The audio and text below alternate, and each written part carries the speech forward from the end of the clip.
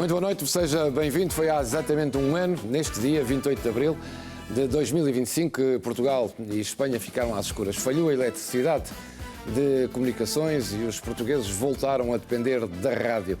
E seja no carro, em casa ou através dela que receberam orientação e informação. Para recordarmos esse dia, o papel da rádio em momentos de crise, recebemos aqui Mário Galego, é diretor de informação da RTP Antena 1. Já vamos do resto, Mário. Olá, João. É um gosto ter-te aqui. Muito obrigado. Muito obrigado mesmo. Obrigado pelo convite. RTP Antena 1, RTP Antena 2, RTP Antena 3, RTP África e RTP Mundo. Exatamente. Diretor de informação. 5 canais públicos. 5 canais públicos, de uma rádio pública que leva Portugal a todo o mundo e sobretudo à nossa diáspora, e não só, claro, também ao continente e ilhas. Mário, tens uma carreira dedicada à rádio, praticamente, não é? Sim. Estou enganado, foi sempre rádio. Sempre. Por acaso, quando era jovem, comecei a escrever nos jornais da terra onde nasci. Depois entras na rádio. E depois entro logo na rádio. Começo a fazer as rádios piratas. Sim. Em 86, 87, depois, ainda era tudo pirata. Depois, também eu fiz rádio pirata. Claro. Quem é que não fez na comunicação social, não é? Era um bicho daqueles muito apetecível. Era tudo novo. Porque era tudo novo. E eu comecei justamente na Rádio Nazaré, de onde sou. Da Nazaré, pois é. Ajudei a formar uma outra rádio também. E, entretanto, fiz um curso de jornalismo e, quando cheguei ao estágio na Antena 1, foi o Francisco Sena Santos, que me trouxe para a Antena 1 e ele disse: ficas aqui, não sais daqui. Isso em que ano? 1991. E já, caramba. Já vão 34 anos? 4 anos. 35. Vai fazer 35 em novembro. Em novembro faz 35 anos. És um verdadeiro homem da rádio. Já não há, antes havia os homens da rádio, a malta da rádio, dos jornais e da televisão. Hoje está tudo misturado. Tu não. Não sou o único.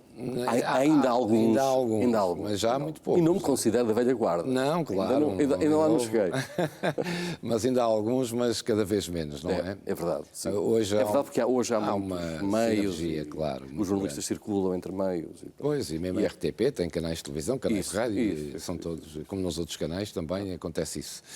Mário, já vamos falar mais um bocadinho da tua carreira. Agora vamos recordar aquele dia, há um ano, 28 de abril, que o país ficou às escuras, foi, enfim, inusitado e absolutamente inesperado, e a rádio, que já tem, a rádio sempre teve muita dimensão em Portugal. Eu vivi em Angola e nós não tínhamos televisão, era a rádio, o nosso meio de saber as coisas. E a rádio manteve-se, mas de um ano para cá ganha outra dimensão. Eu acho que manteve a dimensão que a rádio sempre teve. Foi absolutamente essencial, faz hoje um ano. A esta hora estávamos ainda em polvorosa. A redação estava toda dirigida para a emissão, que começou ao meio-dia, só acabou às 11h30 da noite. Mas a rádio nesse dia mostrou porque é que ainda é um meio muito importante para chegar a toda a gente. Já o tinha sido também, por exemplo, nos incêndios da Serra da Estrela, em 2017, claro, quando não houve também... Houve um mini apagão, não é? Naquela zona. Não havia rede de telemóveis, não havia energia, não havia nada. Os próprios autarcas saíram da zona onde não havia rede para vir aos concelhos em que havia rede para falar connosco, para gravar indicações para dar às pessoas que estavam isoladas no fogo. E é a partir da rádio, a pilhas, que as pessoas em pequeninas aldeias ouviam os conselhos que eles davam, não é? Portanto, a rádio liga, de facto, as pessoas. Sem dúvida, o país inteiro. E, aliás, houve uma explosão de vendas de rádios a pilhas no ano passado. Há reportagens que a Antena 1 fez em lojas de comércio tradicional, lojas de comércio desenvolvido por pessoas asiáticas, que juntaram os rádios a pilhas. Eu fui um deles, fui comprar um rádio, por acaso tenho no Porto, mas aqui em Lisboa não tinha, e fui comprar um rádio desses, por acaso. E montes de gente de volta dos carros. De volta dos carros, pois.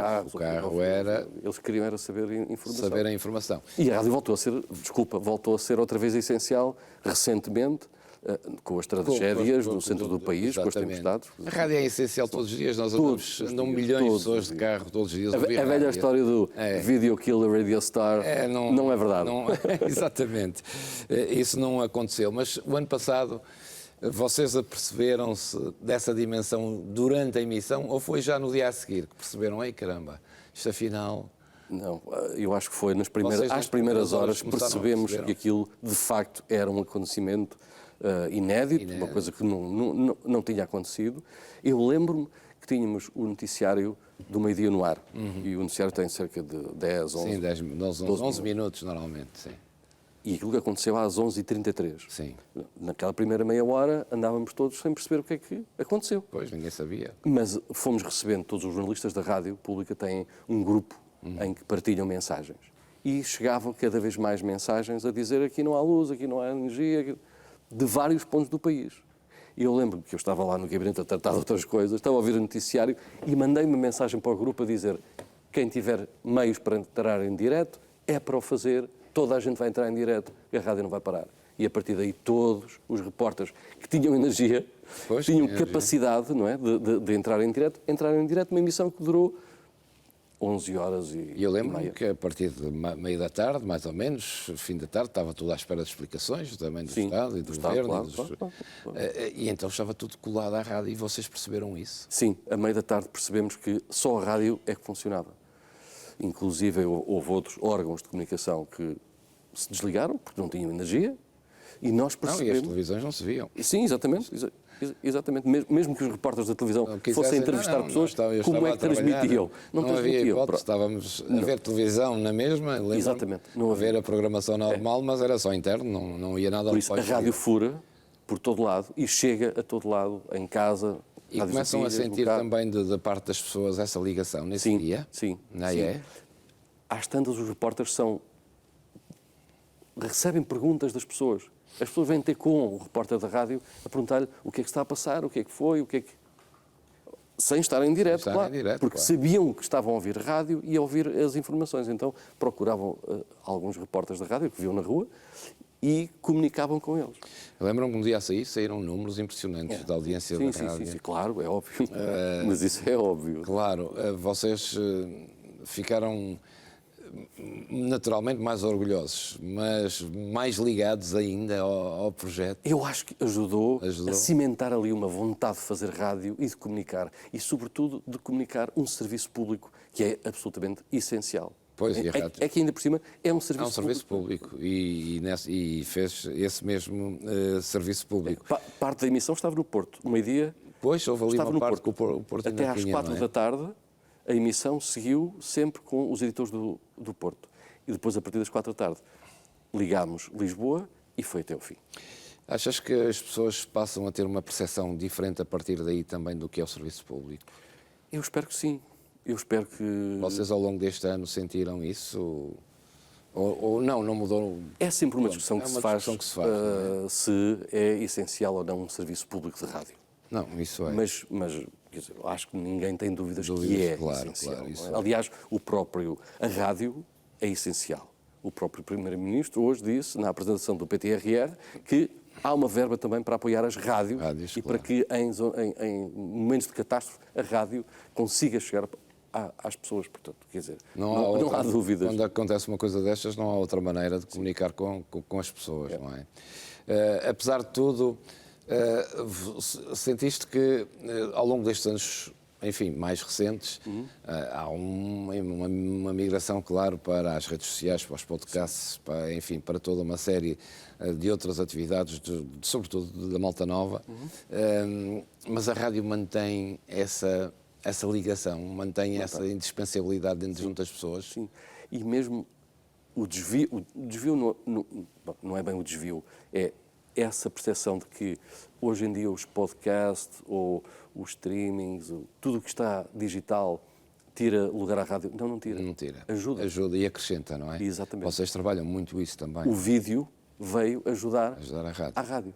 Portanto, eu acho que a rádio vai manter-se com a importância que ainda hoje tem, que sempre teve. Atenção que a Rádio Pública tem 90 anos. 90 anos, pois é. Feitos em agosto. Faz parte passado. Da história do país claro, e acompanha todas as gerações. E atravessou aqui momentos complicados. Muito complicados, sim, sem dúvida. A Antena 1, como a Rádio Pública Portuguesa, não transmite só para o continente, para as ilhas, e transmite muito para a diáspora. Sim. Também sentiram isso na diáspora na altura? Eu julgo que sim. Houve menos feedback claro. Da diáspora, mas sim, mas até porque a determinada altura da nossa emissão, eu como diretor de informação e na altura Nuno Galopim como diretor de programas, decidimos que os 5 canais ficam em simultâneo.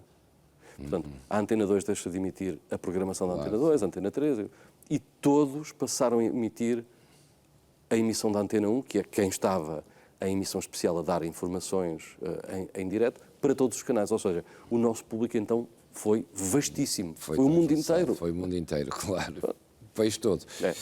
Mário, esse é um desafio depois que se coloca, que é, estamos numa situação de apagão, das pessoas preocupadas, há uma preocupação de comunicação, ou seja, de acalmar as pessoas, só de dar a informação que é necessária, só informar, acalmar, porque as pessoas depois com a informação também podem entrar em pânico. É verdade. Vocês tiveram essa preocupação na altura? Tiveram tempo para fazer essa reflexão ou não? Júlio, agora é transmitir e pronto. Há uma percepção natural dos nossos editores, a voz principal que está ao microfone, a dirigir a emissão, há uma percepção natural de todos os que fizeram de que isto não é para estar aos gritos. Estamos aqui a dar informação, as pessoas estão lá fora, não têm mais por onde ver, por onde ouvir, a não ser na rádio. E todos eles, com uma voz sóbria, segura, tranquila e com rigor informativo, fizeram a emissão toda. Não houve alaridos, não houve confusão, foi com um rigor de...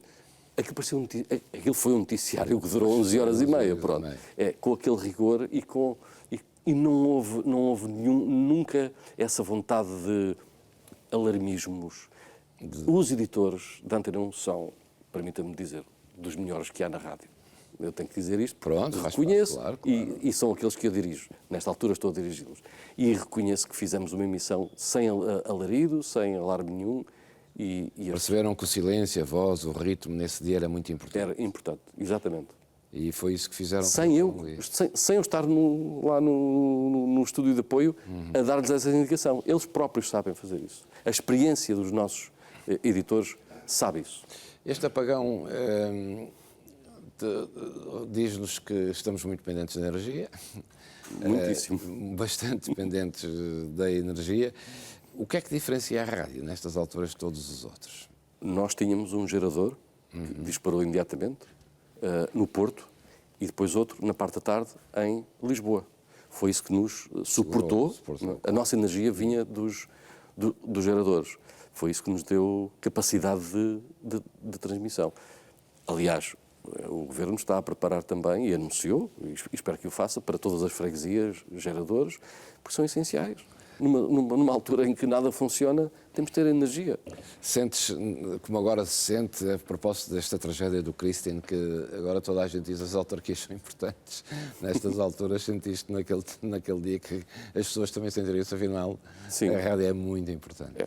Tudo o que está próximo das pessoas é importante. As pessoas é muito importante. Os autarcas, os repórteres que estão no terreno, junto das populações que estão a sofrer, tudo isso é importante. A proximidade é um valor muito bom para podermos comunicar, para podermos entender o que é que se passa e para poder também dar informação a quem está a fazer a informação. Um repórter na rua, eu se o vir, sei o que é que ele está a fazer e se eu souber uma informação, eu vou-lhe dar.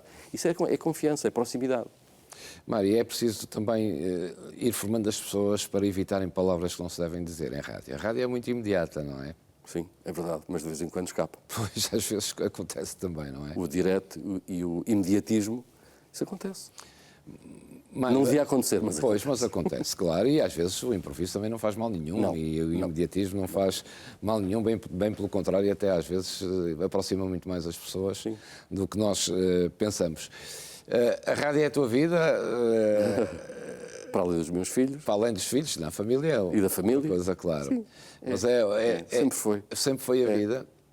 Nunca sim, tiveste tentação de outras coisas? Não, a nunca. paixão da rádio Já escrevi para jornais, para revistas, já houve tempo em que fiz numa produtora algumas reportagens para televisão, mas a rádio. Porquê é que as pessoas dizem que o bichinho da rádio é outra coisa? Eu não sei se é um bichinho, eu sei que é... Esse bichinho pode-se traduzir por uma forma de comunicação. Quem estuda isto, e eu já estudei muito, a escrita para a rádio é uma escrita muito Muito diferente do que é para um jornal, do que é para a televisão. Claro. A escrita de rádio, a escrita sintética e objetiva, atraiu-me desde sempre. Eu sempre escrevi muito para rádios e pratiquei sempre muito.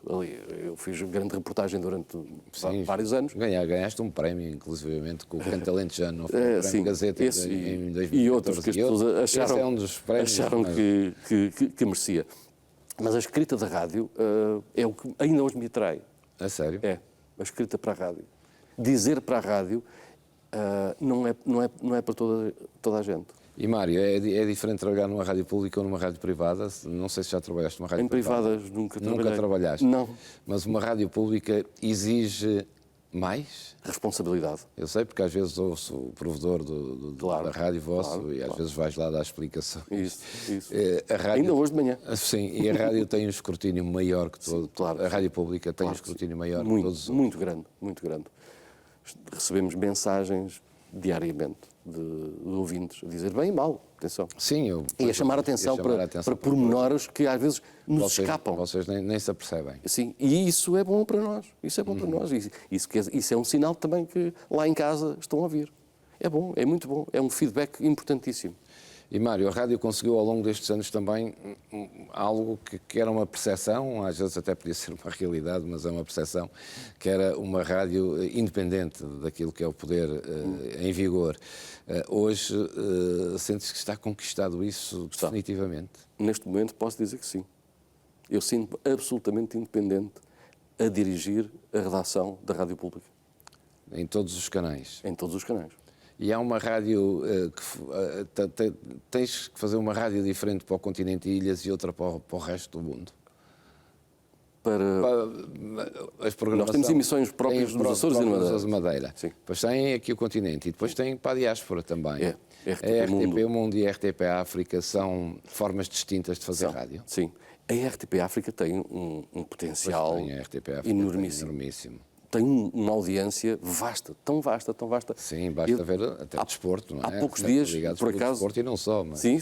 Há poucos dias estive nas delegações, Moçambique, Angola e São Tomé, ainda me falta ir às outras duas, e percebi o feedback dos ouvintes lá. A RDP África, e agora a RTP África, é muito ouvida, por ser um canal que é feito com isenção, com rigor, coisa que nem sempre acontece com os canais locais. Locais, claro.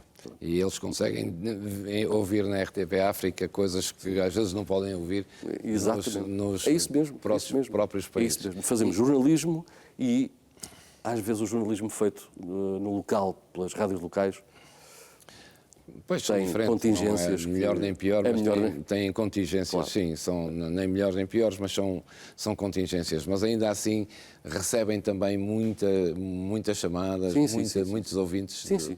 No Canal África, muitos.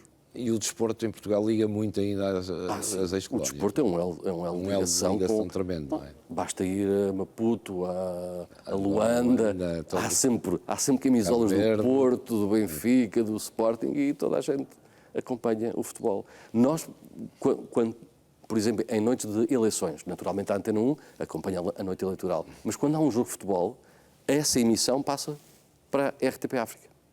Fazemos duas emissões na prática. E é mais importante para o público de África o relato de futebol do Benfica, do Porto, do Sporting, seja qual for. O dia de 28 de abril de 2025 deu-te um alento maior ainda do que aquele que já tinhas pela rádio? Deu, naturalmente que sim, porque vi que as pessoas estavam ali todas empenhadíssimas em trabalhar, em mostrar que estavam ali pela rádio pública.